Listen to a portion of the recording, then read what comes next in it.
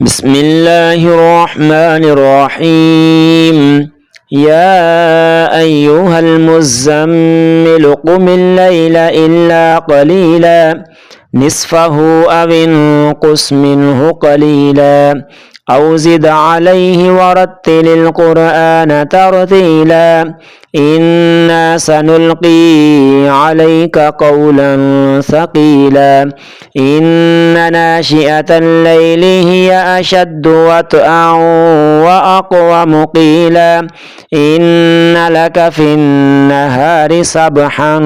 طويلا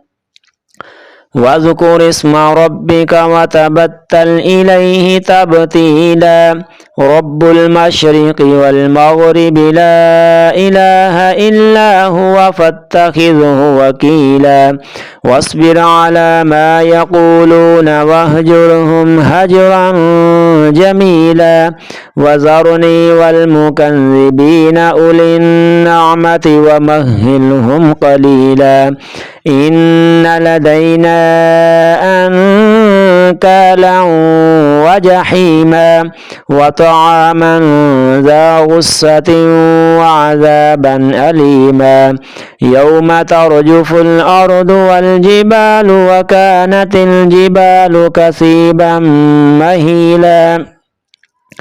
إنا أرسلنا إليكم رسولا شاهدا عليكم كما أرسلنا إلى فرعون رسولا فعصى فرعون الرسول فأخذناه أخذا وبيلا فكيف تتقون إن كفرتم يوما يجعل الولدان شيبا السماء منفطر به كان وعده مفعولا إن هذه تذكرة فمن شاء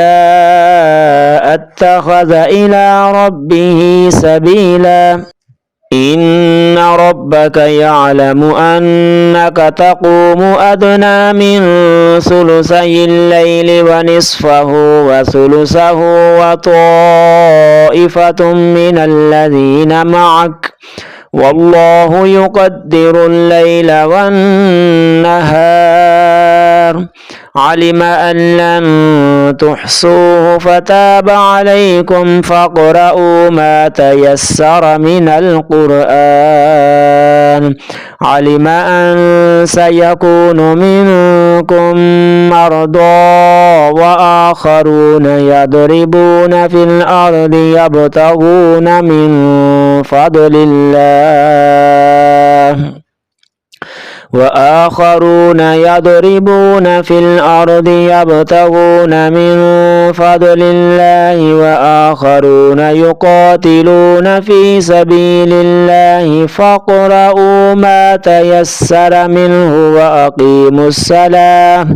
وأقيموا الصلاة وآتوا الزكاة وأقرضوا الله قرضا حسنا وما تقدموا لأنفسكم من خير تجدوه عند الله هو خيرا وأعظم أجرا واستغفروا الله إن الله غفور رحيم صدق الله العظيم.